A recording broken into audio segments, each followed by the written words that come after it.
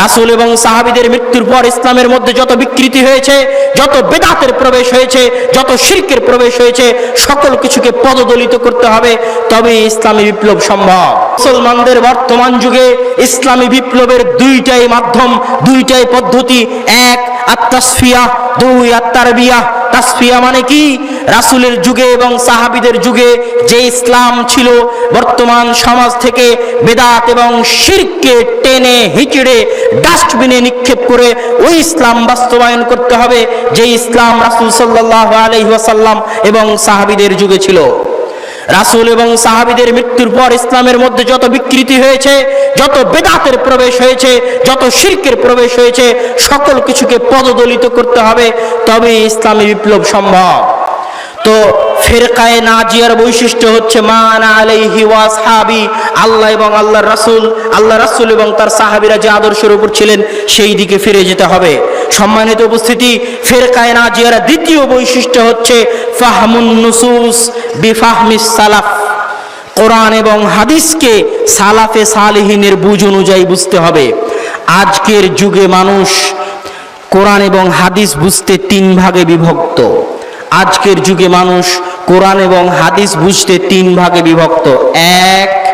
একদল মানুষ কোরআন এবং হাদিসকে নির্দিষ্ট ব্যক্তির পৈতৃক সম্পত্তি বানিয়ে দিয়েছে। কারো কথা, কারো ফতোয়া আমি গ্রহণ করব না, তথা কোরআন এবং হাদিস নির্দিষ্ট ইমামের পৈতৃক সম্পত্তি। আমি নির্দিষ্ট মাযহাবের অনুসারী, আমার মাযহাবের ইমাম, আমার মাযহাবে যা আছে, যেভাবে আছে শুধু তাই মানব। এটা হচ্ছে একদল মানুষের কোরআন এবং হাদিস বুঝার পদ্ধতি। দুই, আরেক দল মানুষ কোরআন এবং হাদিস বুঝে নিজ বুঝ অনুযায়ী। আজকে দেখবেন বহু মানুষ এমন আছে, দুইটা বুখারী বাংলা কিনে নিয়েছে, দুইটা মুসলিম বাংলা কিনে নিয়েছে, তারপরে নিজে নিজে হাদিস পড়ে নিজে নিজেই তার ব্যাখ্যা করে নিজে নিজেই ফতোয়া দিয়ে দিচ্ছে, তথা নিজের বুঝ অনুযায়ী কোরআন হাদিস বুঝছে। আর আরেক দল মানুষ যারা ফিরকায়ে নাজিয়ার অন্তর্ভুক্ত, তাদের বৈশিষ্ট্য হচ্ছে তারা সালাফে সালেহিনের বুঝ অনুযায়ী কোরআন এবং হাদিস বুঝতে চায়। সালাফে সালেহিন কারা? রাসূল সাল্লাল্লাহু আলাইহি ওয়াসাল্লাম বলছেন খায়রুন নাসি কারনি, জেনে রাখো সর্বশ্রেষ্ঠ সময়, সর্বশ্রেষ্ঠ যুগ হচ্ছে আমার যুগ। সুম্মাল্লাযীনা ইয়ালুনাহুম সুম্মাল্লাযীনা ইয়ালুনাহুম, তারপরের শ্রেষ্ঠ যুগ হচ্ছে তারপরের শ্রেষ্ঠ যুগ হচ্ছে তারপরে। এই হাদিস প্রমাণ করে যারা আগে চলে গেছেন তারা শ্রেষ্ঠ, তাদের কথা আমাদেরকে গ্রহণ করতে হবে। আল্লাহ সুবহানাহু ওয়া তাআলা সূরা তাওবার 100 নম্বর আয়াতে বলছেন ওয়াসাবিকুনাল আউয়ালুন, যারা আগে চলে গেছে মুহাজির এবং আনসারদের মধ্যে থেকে, ওয়াল্লাযীনা তাবাউহুম বিইহসান, আর পরবর্তীতে যারা এই মুহাজির এবং আনসারদের অনুসরণ করবে তাদের উপর আল্লাহ সুবহানাহু ওয়া তাআলা সন্তুষ্ট। এই আয়াতগুলো প্রমাণ করে, এই হাদিসগুলো প্রমাণ করে যে যারা আগে চলে গেছেন, সালাফ শব্দের অর্থ হচ্ছে যিনি আগে চলে গেছেন। সালাফে সালেহিন হচ্ছে ওই সমস্ত আইম্মায়ে কেরাম যারা আগে চলে গেছেন, তাদের বুঝ অনুযায়ী আমরা কোরআন বুঝ হাদিস বুঝবো। এই জন্য ইমাম আউজাঈ রাহিমাহুল্লাহ বলছেন আলাইকা বিআথারিস সালাফ ওয়া ইন রাফাযাকান নাস। ইমাম আউজাঈ বলছেন তুমি সালাফদের কথাকে অনুসরণ করো, যদিও মানুষ তোমাকে পরিত্যাগ করে। হাফিজ ইবনে হাজার আসকালানী বলছেন আস-সাঈদু মান তামাসসাকা বিকাউলি সালাফ, ওই ব্যক্তি সৌভাগ্যবান যে সালাফদের কথাকে অনুসরণ করে। এই সালাফ থেকেই কিন্তু জামিয়া সালাফিয়ার নাম জামিয়া সালাফিয়া, তথা সালাফিদের বিশ্ববিদ্যালয়। ওই সালাফি যারা কোরআন এবং হাদিস নিজের বুঝ অনুযায়ী বুঝে না, যারা কোরআন এবং হাদিস কোনো ব্যক্তির পৈতৃক সম্পত্তিও মনে করে না, যারা কোরআন এবং হাদিস সালাফি সালেহিনের বুঝ অনুযায়ী বুঝে। আমার বক্তব্য আমি শেষের দিকে নিয়ে যাব। শ্রদ্ধেয় স্যার ডক্টর মুসলিহুদ্দিন হাফিজাহুল্লাহ উপস্থিত হয়ে গেছেন। আমার বক্তব্যের যারা মানহাজুস সালাফ ফিদ দাওয়াহ এর 3 থেকে 4টি পয়েন্ট উল্লেখ করে আমি কথা শেষ করব। 1 নম্বর পয়েন্ট আদ-দাওয়া ইলাল্লাহ। সালাফদের দাওয়াতে পদ্ধতির 1 নম্বর মানহাজ হচ্ছে দাওয়াত হবে আল্লাহর দিকে।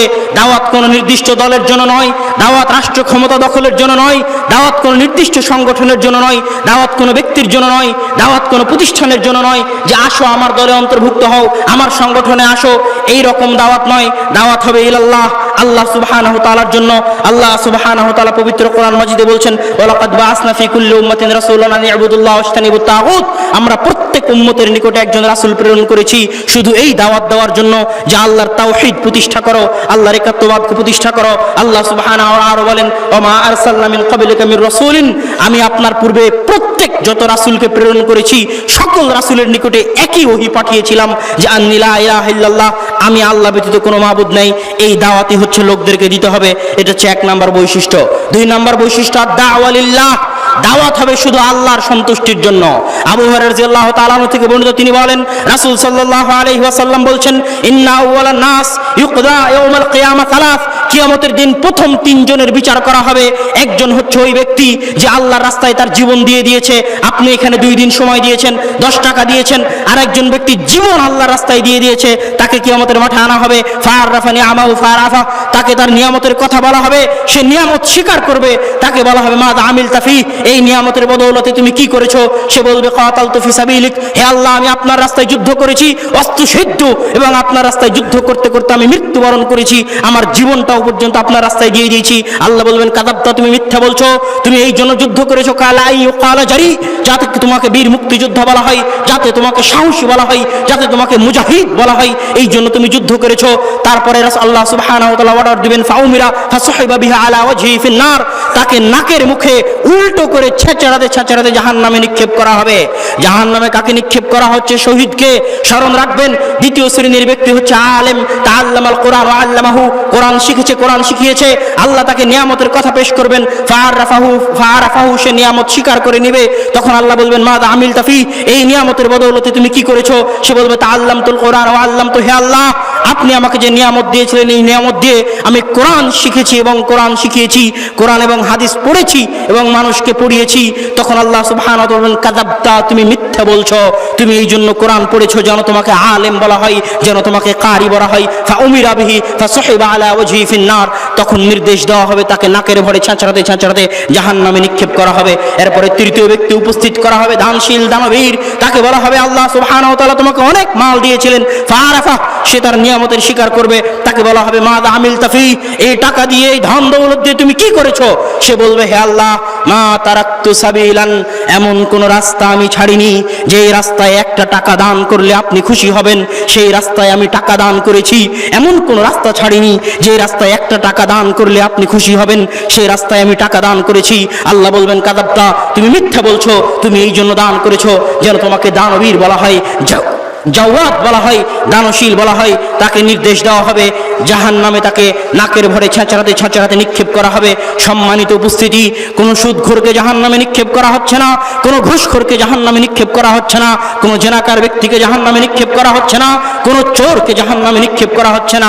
জাহান্নামে নিক্ষেপ করা হচ্ছে শহীদকে, যে তার জীবন আল্লাহর রাস্তায় দিয়ে দিয়েছে। জাহান্নামে নিক্ষেপ করা হচ্ছে আলেমকে, যে তার পুরো জীবনটা কোরআন এবং হাদিস পড়তে ব্যয় করেছে। জাহান্নামে নিক্ষেপ করা হচ্ছে দানবীরকে, যে লক্ষ লক্ষ কোটি কোটি টাকা আল্লাহর রাস্তায় ব্যয় করেছে। কেন? ইখলাস ছিল না তাই, আল্লাহর সন্তুষ্টি ছিল না তাই। এই একটি হাদিসই এটার জন্য যথেষ্ট যে দাওয়াত হতে হবে লিল্লাহ, শুধুমাত্র আল্লাহর সন্তুষ্টির জন্য।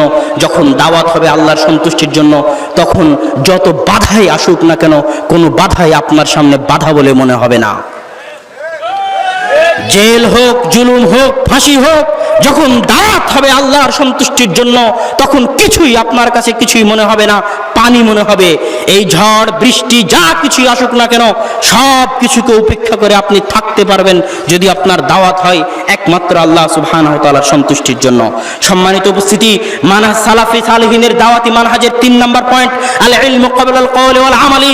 দাওয়াত দিতে হলে আগে জ্ঞান হাসিল করতে হবে, জ্ঞান হাসিল করার পর দাওয়াত দিতে হবে। রাসূল সাল্লাল্লাহু আলাইহি ওয়াসাল্লাম বলেছেন আল উলামা ওয়ারাসাতুল আম্বিয়া লা ইউরিসুনা দীনারান ওয়ালা দিরহামান বাল ইউরিসুনা ইলমান। জেনে রাখো, আলেমগণ হচ্ছে রাসূল সাল্লাল্লাহু আলাইহি ওয়াসাল্লামের উত্তরসূরি। আর আল্লাহর রাসূল টাকা পয়সা রেখে যায়নি, দিনার দিরহাম রেখে যায়নি, কি রেখে গেছেন? ইলম রেখে গেছেন। সেই ইলমের উত্তরসূরি হচ্ছে আলেমরা।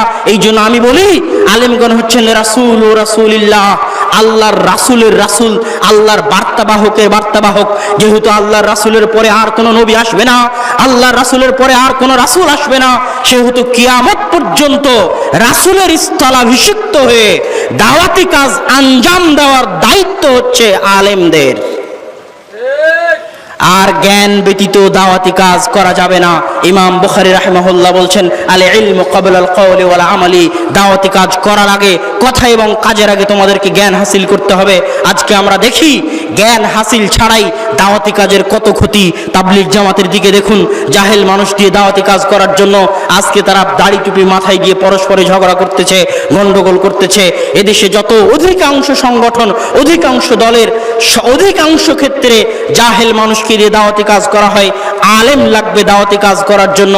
আপনারা দেখলেন জামিয়া সালাফিয়ার যারা ফারিগিন ছাত্র, আমাদের উদ্দেশ্য আছে, জামিয়া সালাফিয়ার পরিকল্পনা আছে যে জামিয়া সালাফিয়া থেকে যারা ফারিগিন তাদের মাধ্যমে দেশে দাওয়াতি কাজ পরিচালনা করা, যেন আলেম দিয়ে দাওয়াতি কাজ পরিচালনা করা যায়।